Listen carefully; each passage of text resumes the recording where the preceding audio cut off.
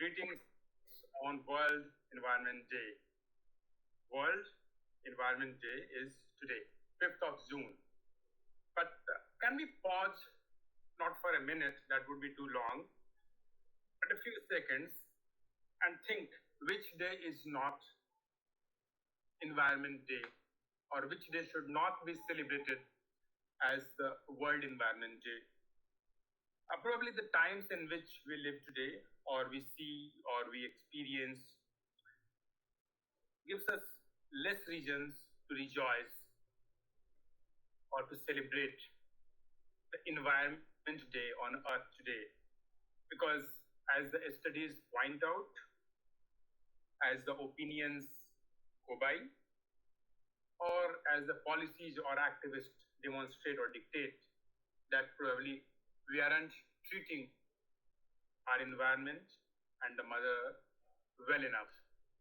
So the first point when we say that we are going to observe or we are going to celebrate the World Environment Day in any way is, are we treating it right? Are we treating it right? The first point should be that yes, there could be different opinions. When we audit offices, systems, products, or the environment around us, the first audit we should do of ourselves. How much of us, how much of we are the water bodies? Similarly, how much of us are plastic bodies? How much of us consume plastic? And what's the content of plastic which we use? What's the intent of the plastic we use? The aspects, the glass or the frame which I'm using, it's plastic as well. The laptop, the system from which I'm talking, is plastic. The telephone, the landlines here are plastics. I was thinking on the topic that beating plastic pollution in the offices or recirculate. Every time we see that there is a focus or need or urge to say that let's contain or control plastic pollution, at least in India, the drive goes on for a few days, maybe for a few months. We take our jute bags, carry this or that. But what I'm disappointed to see is why should packaged mineral waters, no matter what is their recycle value or they could be recirculated, why should they be used, especially smaller ones? Well, I understand that in flights sometimes we may not have options but to quench our thirst with a 200 ml water bottle. But increasingly I have seen paper cups, glasses also being served in flights with water. Can we demand? Offices, most of us fly for work, mostly. And when we see that, yes, can we demand airlines? Can we demand the civil aviation ministries around the world that let's be plastic free? How much of it? Can we talk Boeing? Can we talk to Boeing? Can we talk to others? Now, it is very easy. We say the first victim, and my all sympathy goes out for the street vendor who says, it could be difficult for them to we don't have plastic, please carry your bag. And the businesses are usually affected. The businesses are affected for the people who thrive on making plastic bags. While some people thrive, some others survive by using those plastic bags. So the balance is to be ascertained between who is going to thrive and who is going to survive. And are we going to make the choice between surviving and thriving? Where is the essential minimum use of plastic which we can allow to people? Which we can. I think if we can. I don't know how much time I have spoken to, and Dr. Shalini Sharma would be the appropriate person to ping me once my time is about to get over.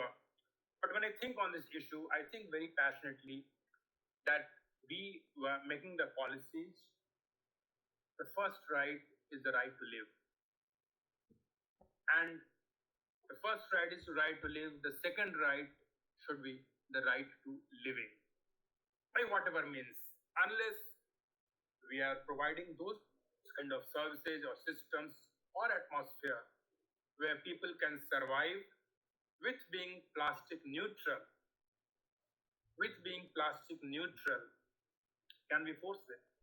We talk of offices, we talk of all the skyscrapers in which many of the offices worldwide and in many of the offices, even within India, in Australia, in New Zealand, survive. I'm glad to see that many of the worldwide offices are opting or trying or striving to be carbon neutral. For a country like India, which is now almost, or rather, the most populous world, with the pace of economy which we are driving now, it is possible for many of the people who might limit ourselves to some office buildings or office systems or organized offices when we call for a domestic worker or for some people who are working in unorganized sectors, smaller offices, they're the workplaces, and there the plastic consumption is more. But I'm saying the choice is to be thought of, analyzed, examined, right to survive versus right to thrive. Many a times I fly, I look at when I'm booking the tickets, I see what's the amount of CO2 which my flight, or what kind of CO2, 102 calorie. And sometimes I have tried to take trains. It won't make a difference, even if I spend my life taking trains all the way here to there.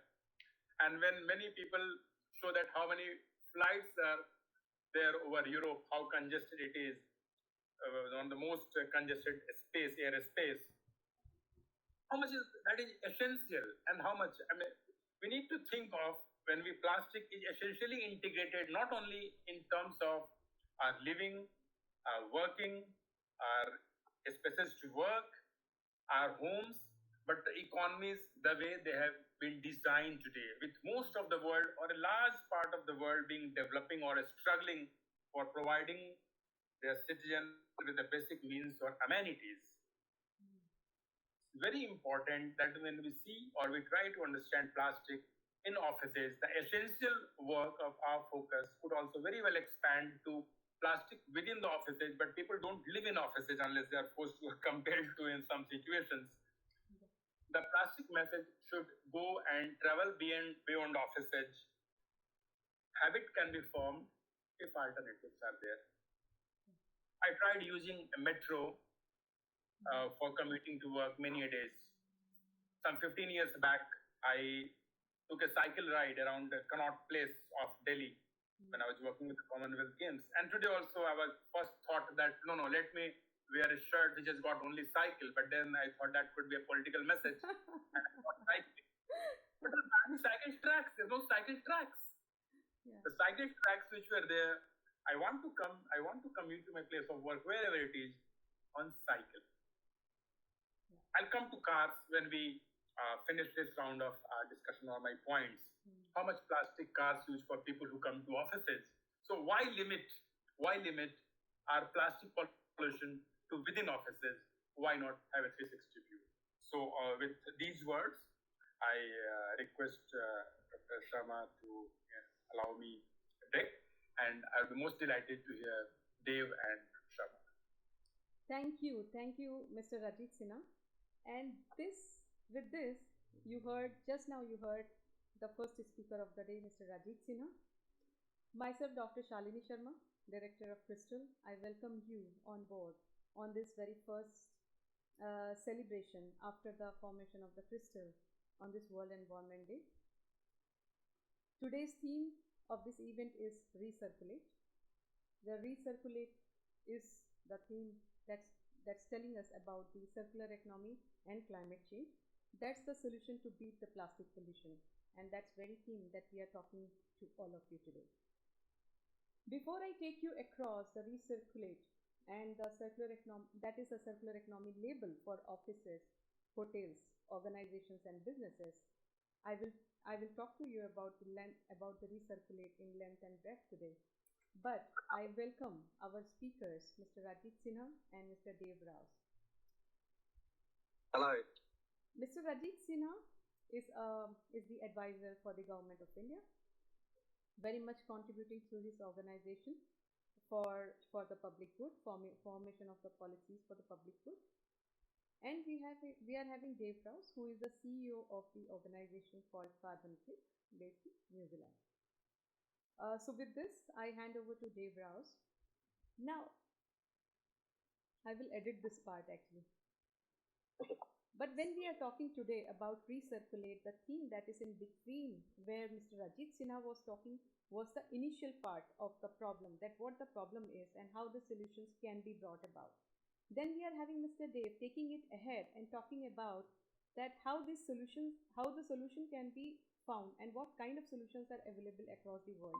And then we will be talking to you about the recirculate, a very specific solution that we are making for in offices, hospitals, hotels, manufacturing units, and the products.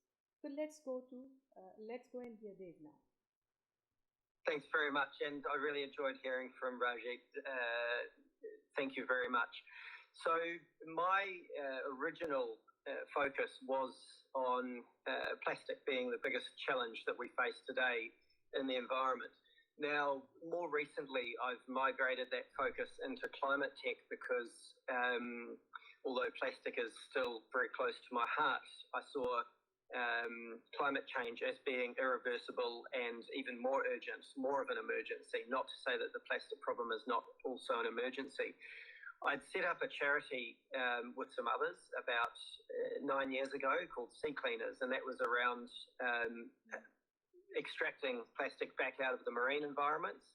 We used the wind and the tide as our nets to predict where the plastic would be accumulating on the shorelines between high and low tides on any given day, and that was very effective. We would take school children, we would take corporates out, including some of the worst offenders of the world, Nestle's, Coca-Cola's, and so on, to see their rubbish across the beaches. Yeah. And it's very empowering to those executive teams, especially the young leaders coming up through those ranks, to be able to see the problem firsthand and say, hey, we've got an opportunity to change here. We've got a global captive audience that buys our products every day. All we need to do is rethink how we do this. For example, how we manufacture Coca-Cola bottles to be fully recyclable, so that we don't have different types of plastics inside the lid and different types of plastics on the labels and coloured plastics, which are harder to recycle and all that kind of thing. How do we address some of those things? But with climate change and plastics, the two are so interrelated in the skills and the mindset that you learn, that really if you fix one, you fix the other. And I'll bring some examples to the front of mind that resonated from what Ranjeet was saying just now. So with plastics, right, we have a colossal problem. There's plastics from all sorts of everyday single-use products, as well as products that are built to last that we don't have a good disposal system or disposal or recycling system for. And so here's part of the problem in the manufacturing. Some of those plastics, kids' toys, for example, they're not made with the types of plastics that can easily be recycled. So there's some really upfront things that can be done there. But even down to car tires, where they're generating microplastics all the time because of the compounds that they're using in them, there's really no way that we can avoid using plastic. It's a case of let's have a look at what can be done at a manufacturing level to make sure that the plastics that we are generating or using and consuming have end of life built into them. And that can be whether we're manufacturing an aircraft with all the liners and so on, and seats and everything, so that they don't go to landfill, but actually can all be recycled at the end of life. I know there are organisations like Volkswagen, for example, that are putting a lot of effort into using recycled plastics only for some of their models, and having that end of life design so that they can be fully recycled at the end. And that's the way that all manufacturers need to start thinking, and it's the way that government and policy needs to start legislating. So that mindset starts with measuring and educating, and it starts at the source of who's supplying the plastics. And then it comes down to us, the consumers that are buying the products, and that measurement and education as to, supporting the organisations that are actively making a solid change in the direction of lower plastics, more recyclable plastics, and alternatives to plastics, and so on. And sometimes plastics are the best solution, not usually, but sometimes, very rare.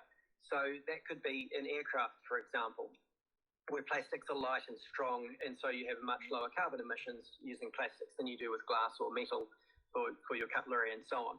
But if they can't be reused, then you lose all of that.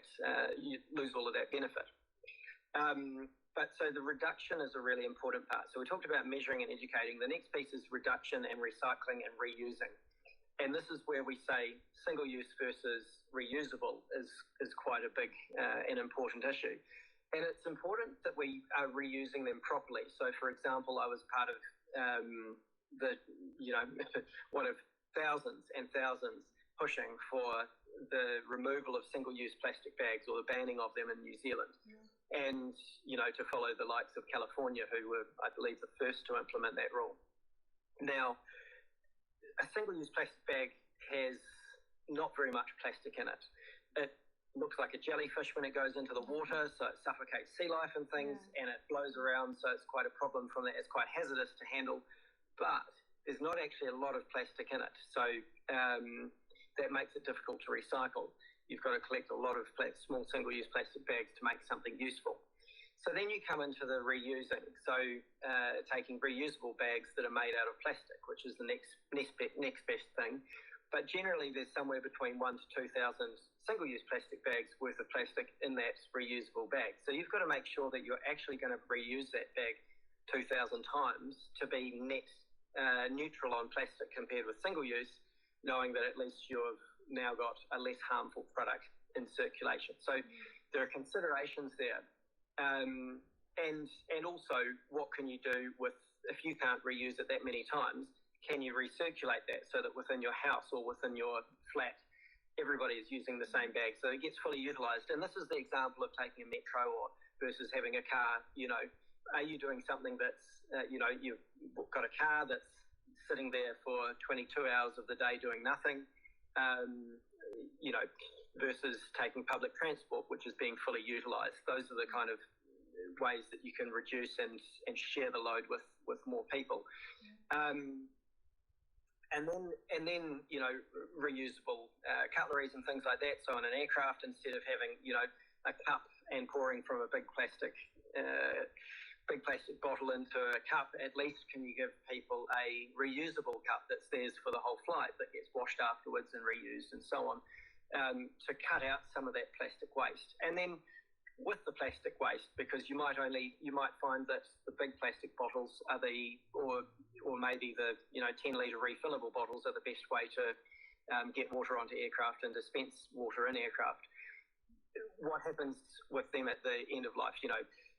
That's that circular economy. And if you think with that circular mindset, you also happen to fix the carbon problems, because you're looking at reducing waste, you're looking at taking public transport and that sort of thing. It fixes all of the same problems at the same time. And then you come to innovation, and this is where we come up with alternatives. Can we do the same thing using an equivalent product, because we're in habit of maybe using a single-use plastic cup? Can we make that single-use plastic cup out of something plant-based or paper-based, or something that's easier to deal with, less hazardous at the end? That's the alternatives and innovations. And then there's the rethinking. Do we actually need a cup at all? Or do we have a drinking station on the plane or in airports where we push a button to drink from a fountain like we do at school? And then, we start thinking, how do we just do things differently? So that's that whole measure, reduce, innovate, and then expand our mindset cycle that works with that circular economy. And like I said earlier, if we solve that same mindset, you can't help but solve climate change at the same time with how we're emitting or reducing those emissions and so on, and thinking more sustainably. Yes, thank you, Dave. Thank you so much.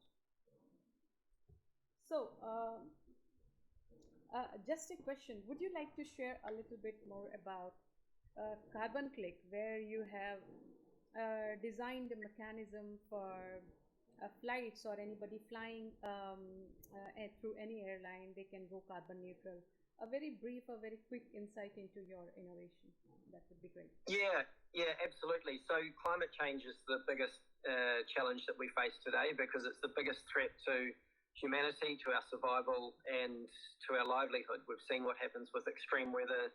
We've seen what damage that's doing to crops. We're going to get to a point where we struggle to feed the world, let alone in the years ahead or generations ahead when sea levels rise. And part of that is our emissions problem, and part of that is the fact that over the last century we've removed 50% of the world's forest, which normally would absorb the carbon back in. Mm-hmm. So we've affected both ends of the spectrum, and which is why climate change is really accelerating now. And we need to pull out all stops right now to try and address this. So what CarbonClick does is, for the companies and individuals that are reducing as much as they can from their carbon emissions, there's still a residual and there's still damage that's been done from the past. We allow them to offset that, which they can pay some money to plant trees or provide clean energy to stop coal and all sorts of other, we call them offset projects, which earn carbon credits. Mm-hmm. So, for example, if you're flying, you're traveling economy class on a low-cost carrier, and you're, on a modern fleet of aircraft, they're burning as little fuel as possibly could be burned. Mm-hmm. Until we get hydrogen and electrification and alternative fuels into planes. So first of all, you've hit the reduction spot. So we work with good airlines like Etihad Airways, for example, Air Tahiti Nui, that are flying the most modern fleet. So then there's always going to be that residual emissions if you do have to fly somewhere. And as humans, we need to connect with loved ones. It's part of what we do. We need to explore, and we need to see the world, to innovate and connect with each other. So you have to fly. So when you have to fly, we allow you to click the little button during your purchase of that air ticket and offset those emissions. And that offset supports the world's best, most meaningful carbon offset projects that we've carefully audited ourselves. They're certified by organisations like United Nations, UNFCCC, Gold Standard Registry. And we trace every dollar that goes through the platform and provide you a transparent track and trace link, so that you can see that dollar's actually reached that project and been accounted for at those public registries. So that's what we do, is building trust and transparency and a way to offset what you can't yet reduce. Mm-hmm. It's not ever meant to replace innovation and decarbonisation. It's meant to complement it, as well as make up for some of the damage in the past. And we hope that we'll get to the scale where we're actually reforesting, so that faster than it's being deforested at some point, and we can actually start repairing this beautiful planet that actually supports all of our life. Mm-hmm, mm-hmm. Okay. And what is the solution that we got for the public, for the businesses and organizations? So hello everybody. We were just hearing about the issues that we are having, and in India, if you see, the plastic pollution is even more stressful. If you see a small example, during monsoon, the cities get flooded here in India. Drainage system that get choked quite a lot of time because of plastic, and that is one of the biggest reasons that we are having floods in the city, that we are experiencing quite a lot in last 10 to 12 years. Number two, the biggest issue is the ocean pollution. That's a big threat to the blue economy. Overexploitation of the oceanic resources plus plastic pollution is a kind of a big hazard that's going to take place not only for oceans but also the life that is there on the land. It is completely going to impact our economy. The lots and lots of people who are living into the large coastal territories, it's going to impact their lives also. Third and very important big challenge that we are facing because of the plastic is that we are having microplastics in our body. It's going through the food chain and it is entering into our bodies, and even in fetus you can find the microplastic, and that's a big threat to the human life. I think the life mission that is now being brought up by the government of India is kind of a life changing mission, and it really needs to be looked into because the plastic is impacting everybody's life. I think there is a responsibility on everyone to act for this and bring out the solutions, in have these solutions into their own life by taking the small steps, very small steps, like take take the cloth bag for the shopping, say no to plastic.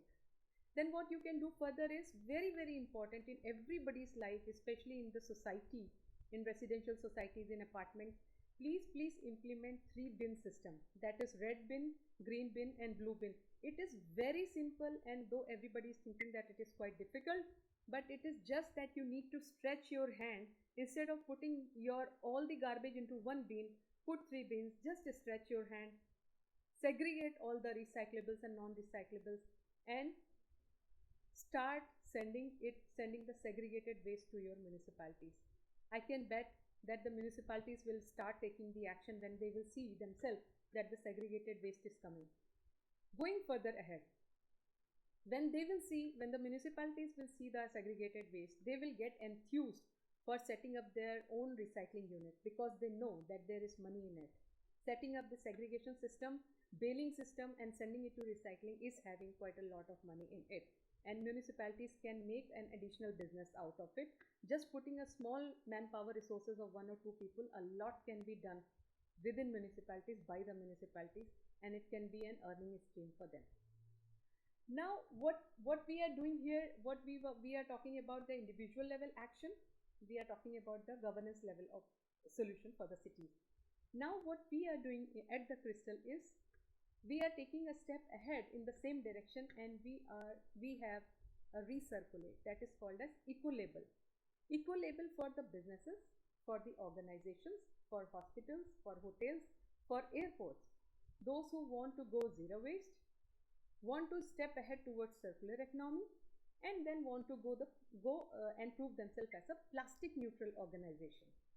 Recirculate is a development that happened during COVID, and we developed it as a standard and eco-label, now ready to launch in the partnership of State Government of Telangana and the State Government of Odisha, where they said that they would like to award top 5 zero waste, top 5 circular and top 5 plastic neutral organizations every year from every sector. Every sector means in whatever sectors we work. Currently, we are working with some of the airports and we are working with some of the hospitals to make them zero waste and circular. Now, if you see, this recirculate is a standard that is based on three principles. Number one, regenerative economy. Number two, biodegradation. And number three, carbon neutrality.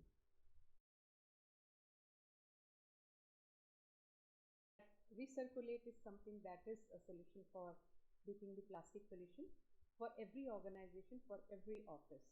And you will be able to see more details on our website at www.krystahl.in. Into the product section, click on recirculate and you will get to know. So just to summarize, thank you very much, Shalini. That was incredible to hear you speak as always.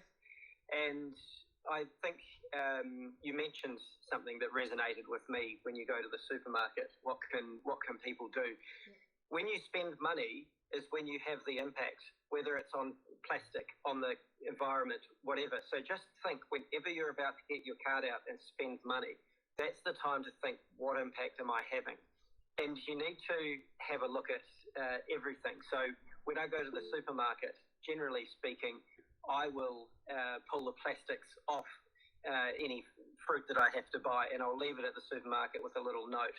And I'll generally try and make a stand, and I'll write to the owners of the supermarket and say, why are you wrapping each individual nashi pear with, foam? This is just unsustainable. If you have to wrap them with foam, it's not a product that should be sold. buy something else and present that to your customers instead. If we need to rely on plastics just to buy basic food, then we're doing it wrong. We need to go back to more circular, buying flour in paper bags and so on, and making things.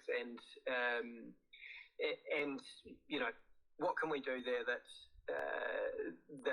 when we're spending that money, we're looking for products that are at the worst case recyclable and reusable, but ideally they just don't have the plastics there in the first place. And that includes toys that we're buying for kids.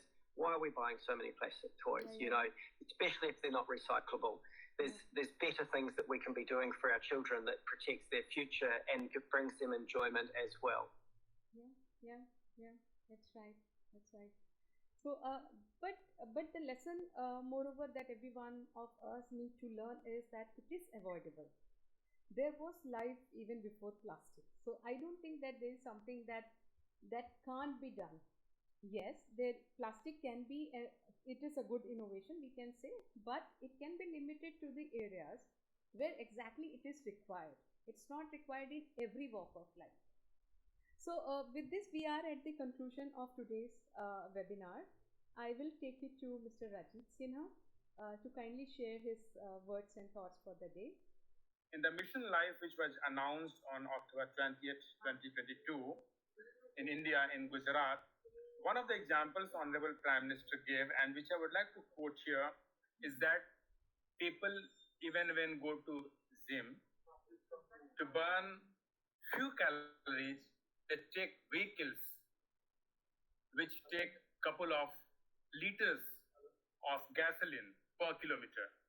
So that's something we need to think about and avoid. On the similar tone, they spoke a lot about public transport.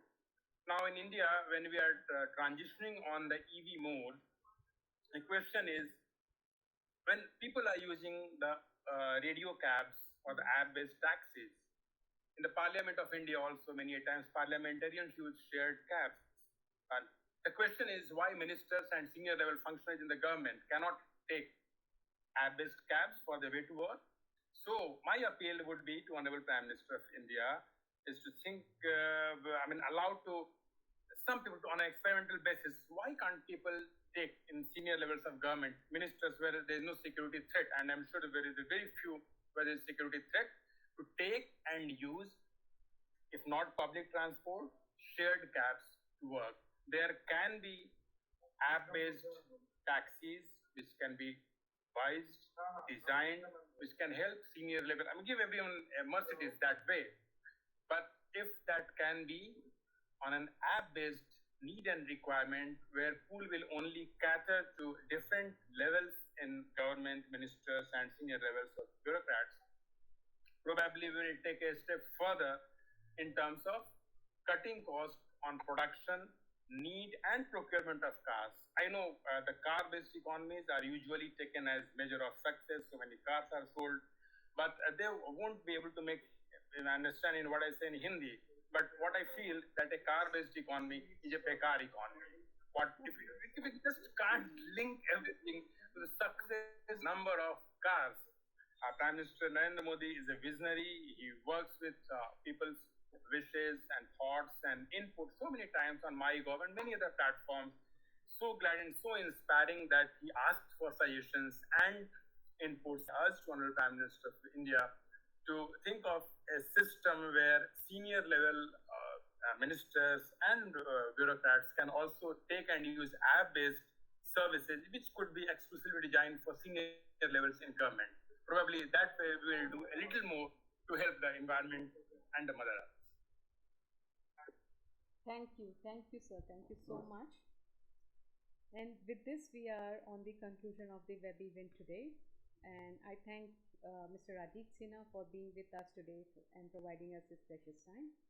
I thank Mr. Rouse for providing his precious time and sharing the details from New Zealand. It was really a quick arrangement that we did today, but we will be bringing more about the solutions to beat plastic pollution, about recirculate more very soon in more details. So stay tuned. and stay with Krystahl. Thank you. Thank you, everybody.